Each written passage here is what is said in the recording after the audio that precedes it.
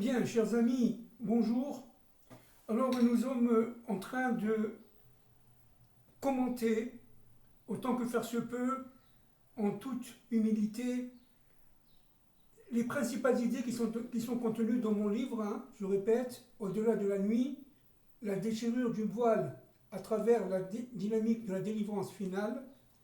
Et je voudrais revenir un peu sur un point très très important, le rôle de la femme, notamment de la femme d'Abraham.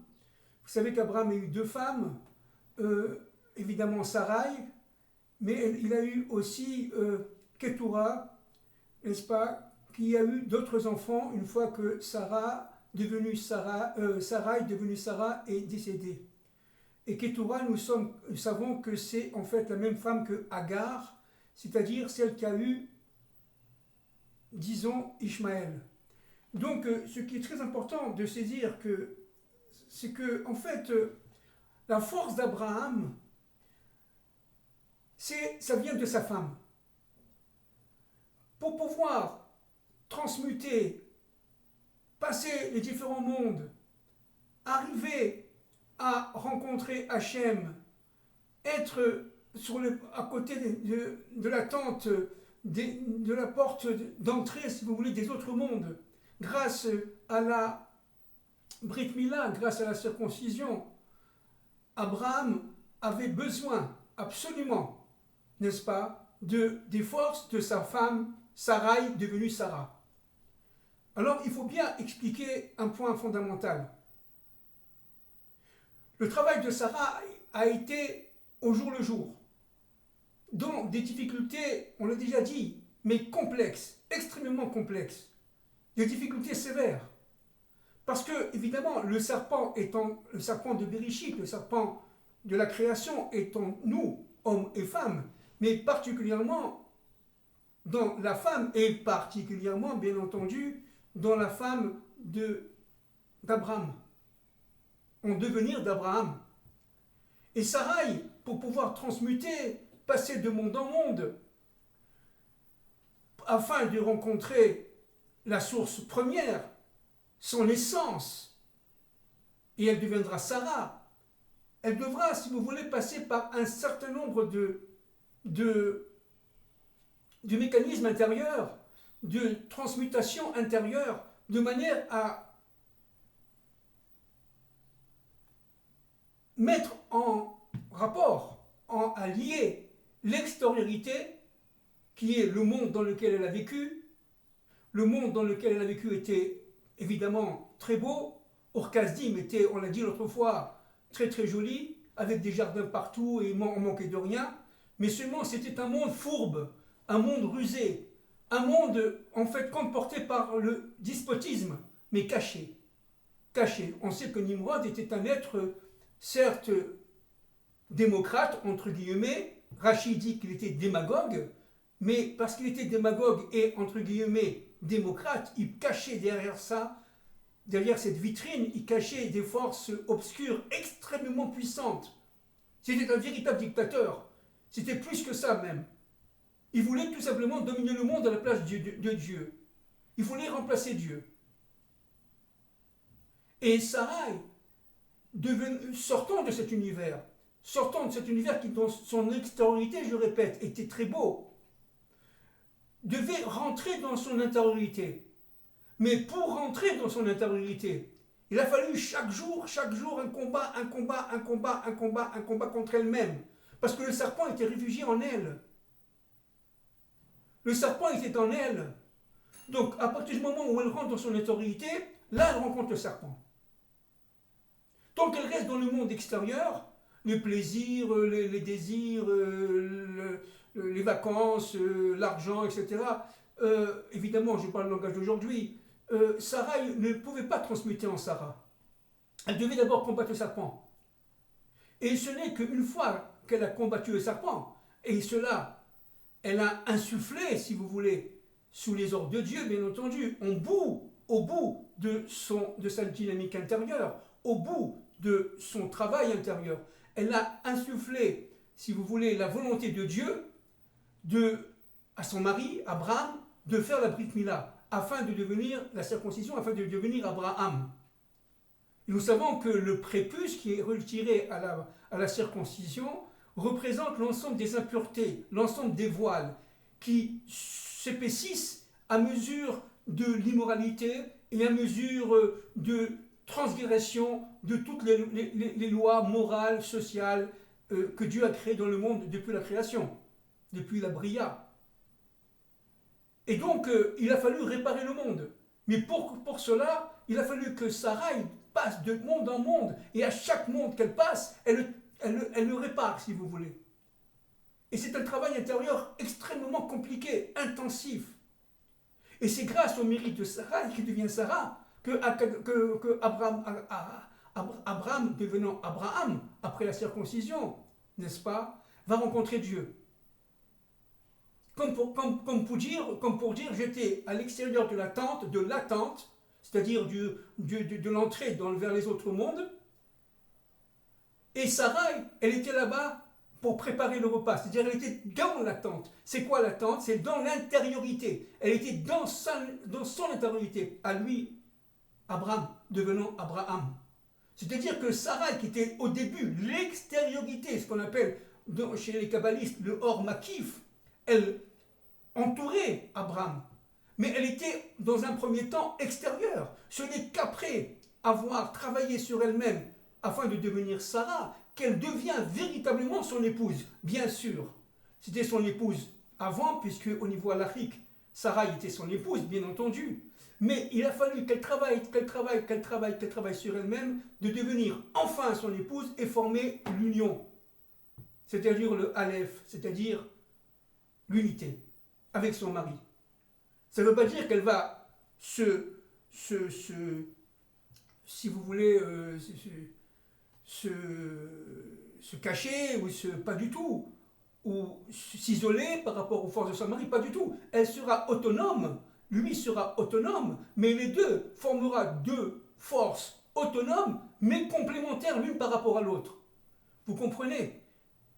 C'est-à-dire la personnalité de Sarai, devenant Sarah, représente son individualité propre à Sarah, mais, et y compris pour Abraham, devenant Abraham, mais ces deux personnalités, après le travail intérieur qu'ils ont fait chacun de leur côté, en ayant des forces qui vont dans un sens et dans l'autre, qui vont vers l'un, vers l'une et vers l'autre, vous comprenez? À partir de ce moment-là, le couple se fait.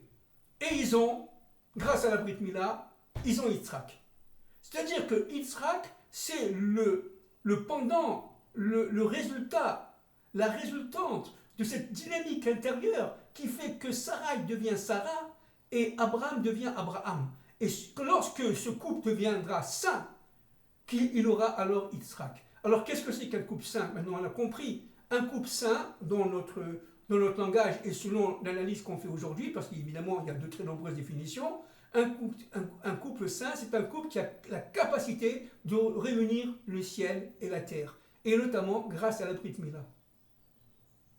Parce que les femmes aussi, entre guillemets, disent nos maîtres des secrets, font la Brit Mila grâce à leur père, mais aussi grâce le combat contre leur lachon hara, c'est-à-dire la mauvaise langue. N'oublions pas, on l'a dit l'autre fois, qu'il y a le lachon hara, voyez, il y a aussi le lachon hakodesh, c'est-à-dire l'intériorité. Et lorsqu'on fait, la langue est intérieure, lachon ça veut dire langue, en français bien entendu. Lorsqu'on fait le lachon hara, tout simplement, on crée des voiles entre l'extériorité et l'intériorité, si bien que, en fait, le lachon hara change carrément l'ordre des choses, la création elle-même. C'est très grave. C'est pour ça que, n'est-ce pas, la femme doit, notamment au niveau de sa langue, et pas seulement la femme, l'homme aussi, bien entendu, mais la femme, puisqu'on parle de Sarah, doit faire son travail de manière à intérioriser ce combat de la langue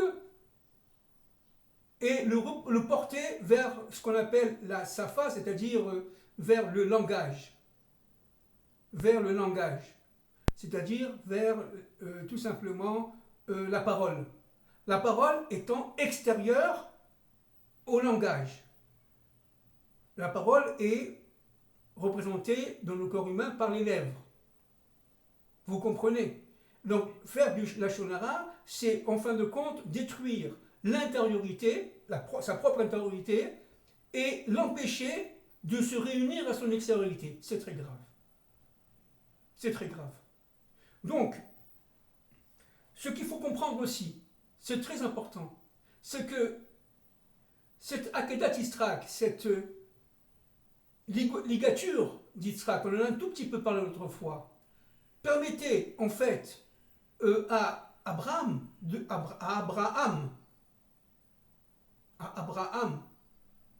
de parfaire sa connexion avec Hachem.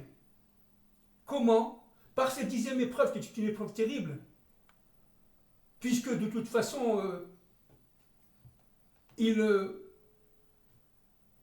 avait reçu de Dieu qu'il allait avoir un enfant et une postérité, une progéniture et une postérité longue. Mais il ne comprenait pas pourquoi Dieu lui demande d'immoler son enfant, puisqu'il était en contradiction. Alors, est-ce que pendant 3 jours, pendant le fait qu'il allait au mont Moria immoler son fils, Isaac, en français, eh bien pendant 3 jours, il s'est battu contre lui-même, parce qu'il disait, mais c'est pas possible. Je me suis battu toute ma vie contre l'idolâtrie, contre le fait de sacrifier des enfants, parce qu'à cette époque-là, malheureusement, beaucoup de sectes et beaucoup de peuples qui sacrifiaient leurs enfants au Moloch ou au Baal, etc.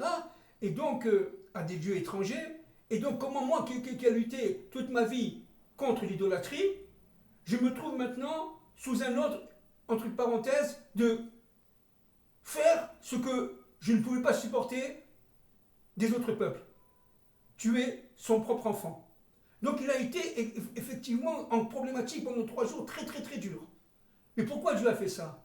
Pour le faire monter. Mais où le faire monter? Le faire monter notamment à la Bina. Parce que, c'est-à-dire par la Brit Mila, mais pas seulement, parce qu'à cette époque-là, Abraham avait 137 ans, n'est-ce pas? 37 ans après la Brit Mila. Ce qui s'est passé, c'est que pendant ces 35 ans, il montait, mais ce n'était pas encore suffisant pour pouvoir répondre à Dieu. Eh bien, je suis inéni, je suis présent, c'est-à-dire je suis prêt à accepter n'importe quel ordre de toi, je sais que tout est pour le bien. Et il savait, et Isaac, son fils, savait que c'était pour le bien. Ils savaient tous les deux. Tout le problème, c'était en fin de compte que chacun, Abraham comme Isaac, son fils, qui avait déjà 37 ans, ok, eh bien, qu'il fallait sortir de sa propre nature. Abraham, qui était chesed, n'est-ce pas, dans son intériorité, devait être dur dans son extériorité. Ça veut dire aller exactement à l'opposé de sa nature, à l'opposé extrême de sa nature.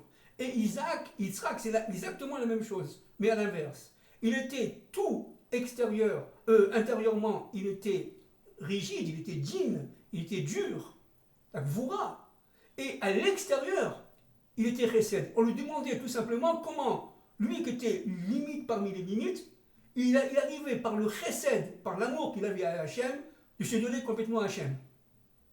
Le chesed étant lié à l'amour, à l'étude de la Torah, et le din étant lié au mitzvot, au maasé, mitzvot. Et donc à la crainte de Dieu. Le din est lié à la crainte de Dieu. Yitzhak avait une crainte de Dieu formidable, mais l'amour de Dieu lui était encore, extériorisé, extérieur. Abraham avait un amour de Dieu énorme, incommensurable, mais il lui manquait ce plus, vous voyez, cette surnature, qui pour lui c'est une surnature, d'être aussi din, dur. À Yitzhak, il était demandé d'être chesed, miséricordieux, et à Abraham, il était demandé d'être dur. C'est-à-dire qu'en fin de compte, ce couple-là, qui représente en fait le peuple d'Israël, va aller jusqu'à se donner à Dieu. Le sacrificateur n'avait aucune problématique devant l'ordre de Dieu, malgré les 3 jours qu'il a qu'il a passé, il est arrivé à la conclusion que tout était pour le bien d'ailleurs, et le sacrifier, entre guillemets, parce que évidemment la ligature, le sacrifice n'a pas eu lieu, Baruch Hashem, Yitzhak, lui, savait que c'était pour le bien aussi. Donc les deux savaient que c'était pour le bien. Mais en fin de compte, cette épreuve était terrible, parce qu'il fallait aller à l'encontre complètement de la civilisation dans laquelle les deux vivaient. Ils étaient tout simplement hors nature, parce qu'ils avaient atteint la Bina. Ils avaient atteint la Bina. Et cela, c'est grâce au travail de leur femme, de la femme d'Abraham, Sarah, et de la mère de Yitzhak, Sarah. Sarah était évidemment extrêmement complice de cette Akedah, de ce, entre guillemets, sacrifice, ou ce semblant de sacrifice. Elle était complètement complice. Pourquoi? Parce qu'elle avait compris que pour pouvoir détruire le serpent qui était à l'intérieur de son mari et à l'intérieur de son fils, parce que le serpent il est partout, il fallait aller au bout de cette dynamique intérieure. Il a fallu 37 ans pour Yitzhak, il a fallu 137 ans pour Abraham. Et le mérite de cette femme, ça a été notamment, n'est-ce pas, de vivre 127 ans. 127 ans, c'est-à-dire chaque jour avait son propre sens. Parce qu'une fois qu'elle est devenue Sarah, évidemment, grâce, on l'a dit l'autre fois, le Yud de Sarah a été séparé en deux, disent les kabbalistes, on l'a déjà dit l'autre fois, en un et à Abraham et en un et à Sarah. Avec le et, Sarah devait, si vous voulez, représenter la malchoute. La malchoute est réparée, comme on l'a dit l'autre fois, le Yud d'en bas qui est dans le et. Et c'est ce qu'elle a fait. D'où le Yud étant de valeur numérique 10, et ce sont les 10 épreuves d'Abraham. C'est pour ça que il y a un midrash terrible qui dit que Sarah, Imanu, notre mère, est morte parce qu'un ange est venu lui dire que son fils, Yitzhak, qu'elle aimait beaucoup évidemment, a été sacrifié. Elle en est morte de chagrin. Bon, évidemment, c'est un midrash, mais elle est morte de chagrin. Mais pourquoi elle est morte de chagrin? Au niveau, maintenant, on comprend. Au niveau un peu plus profond. Parce que tout simplement, elle s'est dit que je n'ai pas réussi à réparer le Yud d'en bas.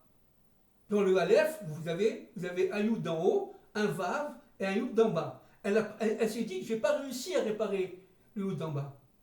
Donc elle est morte de chagrin.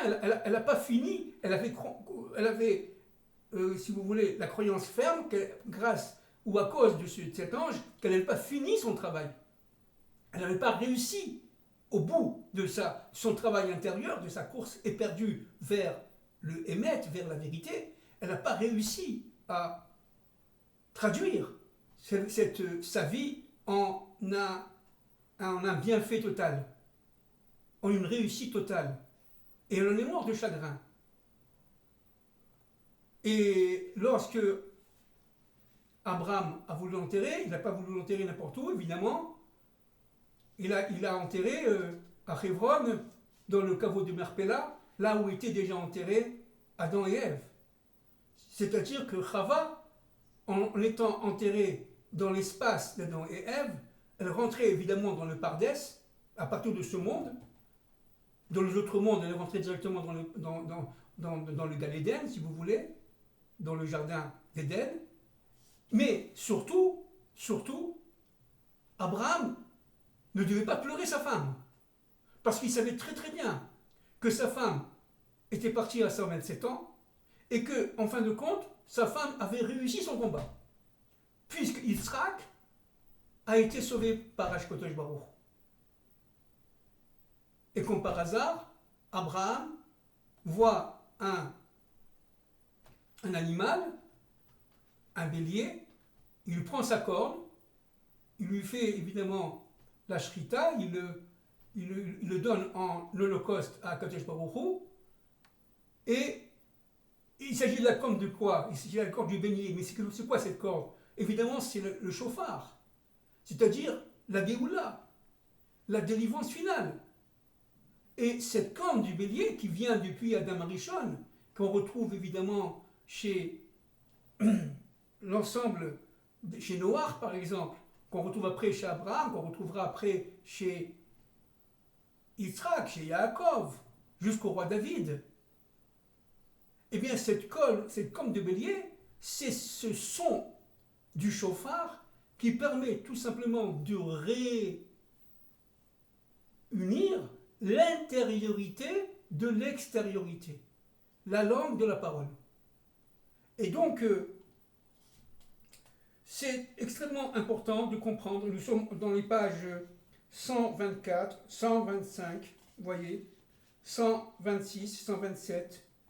Vous voyez, j'avais dit que le Rabinovitz, que Dieu le protège, indique que Sarah avait transmis de nombreuses forces à son époux. C'est ce qu'on avait dit, page 126. Abraham avait, afin qu'il devienne, tel qu'en lui-même, le libérateur de l'universel. Tout le travail de Sarah, ce n'est pas de sauver seulement son fils et le peuple hébreu, le peuple juif si vous voulez, c'est de sauver l'universel contre les forces du serpent. C'était ça le but de Sarah. Et d'Abraham, bien entendu. Le nombre des années de la vie de Jacob est de 147 ans. Ok, descendu, bon, etc., etc. On en reparlera du problème de la vie de Jacob par rapport aux 127 ans de Sarah. Et on en reparlera la prochaine fois Bezrat Hashem. Et donc, je voudrais pour finir résumer un point qui me paraît absolument fondamental. Le mariage est quelque chose d'absolument kadosh, absolument saint. Le travail est un travail qui est au jour le jour. Il ne s'agit pas de combattre l'autre, chas v'shalom, pour le détruire, mais il s'agit tout simplement de respecter la fonction de l'autre et que l'autre respecte sa propre fonction, la fonction, par exemple, la femme de son mari et le mari de la femme, de manière à ce que chacun et chacune puisse aller jusqu'au bout de sa mission. C'est ça le but. Le but de la mission, c'est de réunir le couple et d'en faire un couple idéal. C'est-à-dire de faire la réparation de la faute de Chava, de la faute d'Adam. Parce que Adam, par l'intermédiaire de sa femme, a fauté. Donc, le couple dont on parle, Abraham et Sarah, a été véritablement le premier couple à avoir réussi une première forme de réparation, qui sera évidemment accomplie à la fin du temps de l'histoire par le Mashiach ben David. Merci beaucoup, que Dieu vous protège, que Dieu nous aide et que Dieu nous guide. Merci beaucoup.